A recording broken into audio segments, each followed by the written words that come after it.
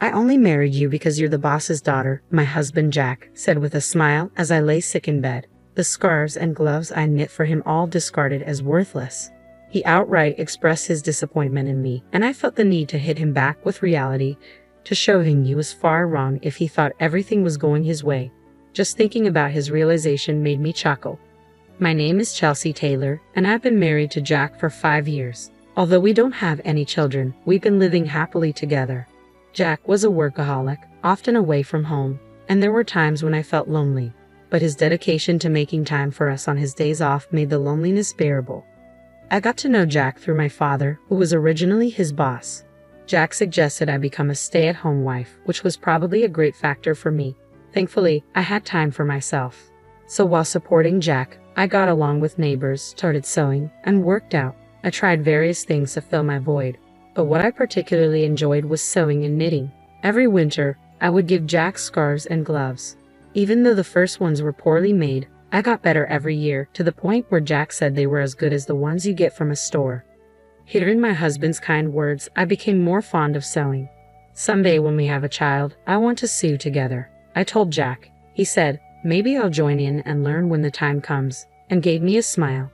Of course, I never cut corners in supporting my husband, doing housework, and prioritizing spending time together on his days off. Thanks to his high salary, I must have seemed to lead quite a privileged life from an outsider's perspective. I had no complaints about such a life, vaguely thinking that I would continue to live quietly with my kind husband and our future child.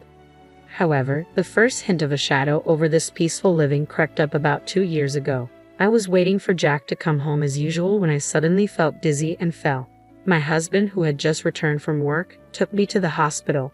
When I woke up, I found myself in a hospital bed. According to the conversation between Jack and the doctor, my symptoms weren't light and seemed to be something I'd have to deal with for life. Fortunately, it didn't mean an immediate threat to my life, but it could happen again. Under these circumstances, I was recommended to stay in the hospital until my body recovered somewhat fully. Seeing me anxious, Jack said, "Seems like you'll be hospitalized for a while, but it's all right. I'll come to see you whenever I have time off from work. So let's get through this together." With him holding my hand and saying these words, I felt my anxiety lessen. With my supportive husband by my side, I believed everything would be all right, even though I had no grounds for such a belief. Since then, Jack visited me almost daily, as he promised. He held my hand and asked me how I was doing. If I mentioned that my days at the hospital were boring, he would bring me my favorite sewing tools, and we would sew together and chat about trivial things that happened that day. Spending time teaching my clumsy husband how to sew was especially fun, and each time we did it, I was able to forget the boredom. However, such happy times in the hospital only lasted about a year. After handing over the yearly tradition of a hand-knitted scarf, the frequency of my husband's visits lessened. Now, it's good if he shows his face once every few weeks. At first, I thought my husband must be busy with work and continued my sewing, planning to give him the finished product the next time he came. According to the doctor, I was told that I would be discharged by the end of the year, so I thought I would give him some gloves. Then, I put all my feelings into making the gloves to make up for the time we had been apart. However, when my husband finally came to visit me after a long while, he looked at the gloves I handed him and coldly said, "You're still making these? It's frankly a nuisance." What he then handed to me was the scarf I had painstakingly knitted for him and a divorce paper. The scarf I had worked so hard on last year showed no signs of being worn. It was just as pristine as when I had given it to him. "Has it been 2 years since you've been hospitalized? I heard you'd be discharged soon, but I can't keep taking care of you," he said. "We should get a divorce." I turned my gaze to the divorce papers. Upon hearing these words, Jack had already signed the papers. Seeing that, I thought, so it has come to this. To be honest, ever since he stopped visiting, I had considered this possibility multiple times. To brush off that thought, I even tried to convince myself that he was just busy with work. But the Jack I knew would never neglect me, no matter how busy he was. If his work really had gotten busier, he would have told me. I had a feeling things would turn out this way when he stopped showing up without any explanation. That's why I managed to ask him why he wanted a divorce without too much distress. I wasn't trying to cling to Jack. In fact, I knew I had probably become a burden to him. If the kind Jack I knew said he wanted a divorce, then I guess I had no choice. But it was Jack who told me we'd get over this together, so I was somewhat curious as to why he had changed his mind. In response to my somewhat dazed question, Jack said, "Isn't it obvious? Ever since I married you, all I've had are troubles. I'm sick and tired of the scarves and gloves you give me every year. I only married you because you're the boss's daughter. How can I be expected to deal with you getting sick on top of everything else?" He laughed at me in a way that seemed to be making fun of me. He told me that he was tired of dealing with me, who had been innocently enjoying our life together. Every time I talked about happiness, love, or loneliness, it seems he thought I was a fool for it. Who can even wear a handmade scarf without feeling embarrassed nowadays? Receiving such things is a nuisance and annoying. When I looked at Jack's neck as he was talking, I saw a high-end scarf that I didn't remember giving him. Certainly, when compared to the scarf I made, it was of superior quality, and there was no need to compare which was better. I wondered if he had never used any of the items I'd given him till now. He must have been irritated by them all along, and I just wasn't aware. After I was hospitalized, my father retired soon after and was no longer at the company. Hence Jack didn't have to be considerate towards me anymore. And if his wife was ill, it would provide a convenient excuse at work. Furthermore, for the first year, he made a show of visiting me in between his work. I could imagine my father, prior to his retirement, often speaking about this at work, portraying my husband as a good man who works hard while caring for his ill wife. It was obvious that he had established this persona and was well regarded by his colleagues. That was what he wanted, and it seems the value he saw in me was realized when I fell ill. When I voiced these thoughts, my husband looked surprised and confessed, "Well, it did make work easier. When I spoke about you, everyone was sympathetic and treated me nicely. If I worked a little overtime, I was praised for being diligent and responsible. If I wanted to take a break, all I had to say was my wife is, and that was it." He admitted this without any sign of remorse. He had skillfully used my situation to his advantage in ways I wasn't aware of. As for my name's up for the next promotion, I mean, they're all idiots, but I have to thank your illness for that, he continued. As I listened to him with my eyes downcast, I lifted my gaze after he finished talking. What I saw was an ugly grin, and the man I loved was nowhere to be found. I understood that this was his true nature. "Well, if I could be of help, that's good. We probably won't see each other again, so take care," I simply said and handed back the divorce papers. He had no use for me after receiving them and quickly turned on his heel to leave. Thus our divorce was finalized, and I quietly wept. After some time, I was discharged from the hospital and returned home with my parents. When my father heard about what had happened, he raised his voice. "I never thought he would be that kind of guy," he said. But to me, it didn't matter anymore. I calmed my father down and told him that I wanted to move back to my parents' home. Once I finished tidying up the house, my parents were understanding and told me to do what made me happy. For now, I decided to live with my parents. Before that, though, I decided to visit the house. Where I had lived with my husband, however, a problem arose. The front door lock wasn't working. Confused, my parents and I looked at each other and decided to ring the doorbell, only to be greeted by a stranger. In my bewilderment, I asked him about the situation, and he said he had bought the house a little while ago. It seemed he had been living there for a few months already and appeared to be happily living with his wife and child. My parents' anger only grew with this revelation, but I chose not to disturb the new family. I bowed my head and quietly left.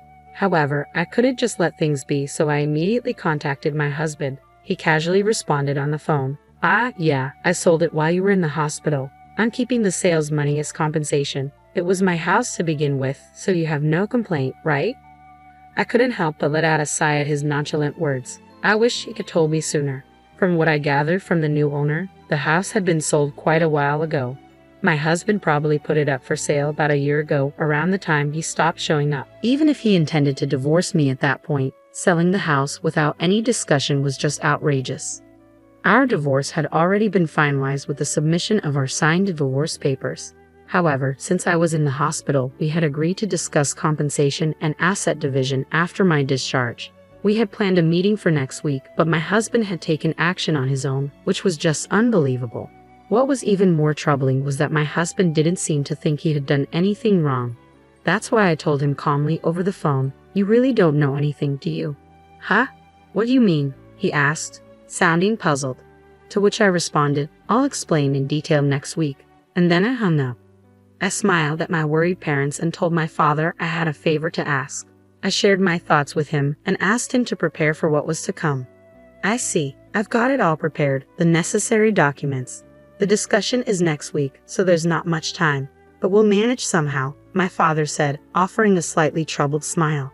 As a father, he probably feels some guilt for recommending my husband to me. His anger at my husband seemed to fuel him to do whatever he could. I thanked my father and waited for the day of our discussion. Imagining my husband's face at that time brought a smile to my face for the first time in a while. With my father's help, I prepared for the meeting. The place we chose for our discussion was at my family's home.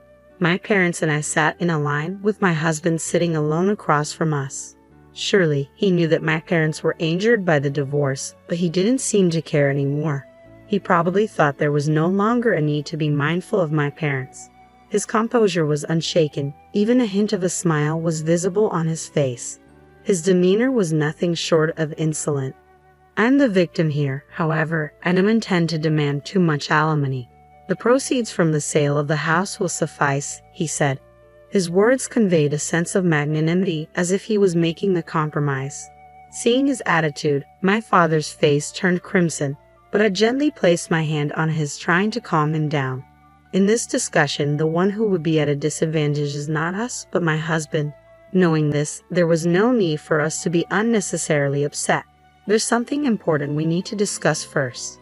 As I spoke, my father presented a document. It was a paper proving that the land on which my husband's sold house stood was owned by my father. Indeed, the house was in your name. There's no disputing that. However, the land on which the house stands is my father's property, and he still holds the title to it. That should be clear from this document, right? Upon hearing my words, my husband slightly furrowed his brow. So what? The house was mine regardless. No one has the right to complain. Do you think you can retaliate against me with that? He chuckled and sighed, as if he found the situation ridiculous. It's true that even if the land title was in my father's name, there's no problem with the sale of the house as long as the house is under my husband's name. I continued. My husband must have looked into this matter before selling the house, and indeed, there were no legal issues with his actions. However, this is only from a legal perspective. For the family that bought the house, this would create a significant issue. You sold the house, didn't you?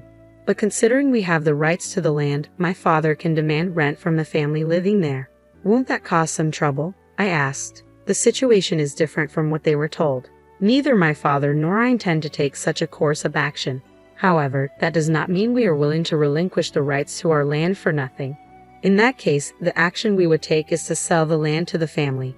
We wouldn't go so far as to ask them to leave, nor do we plan on charging monthly rent.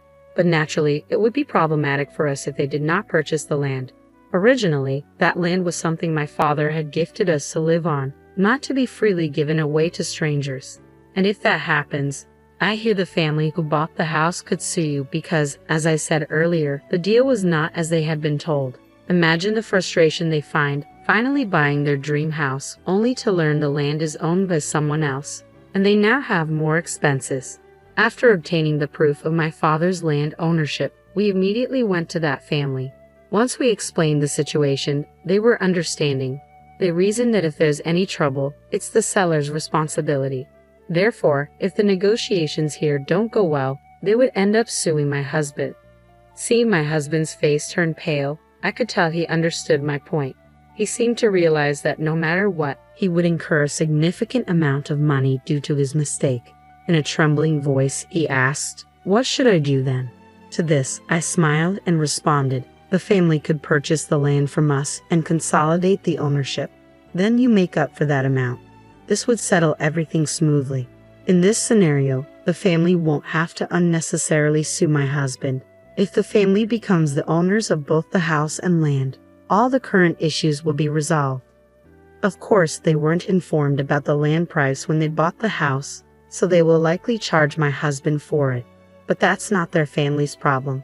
The issue would be that because the land is in a prime location, the cost of the land could be higher than the sale price of the house. Even if my husband gives up all his assets, it won't be enough.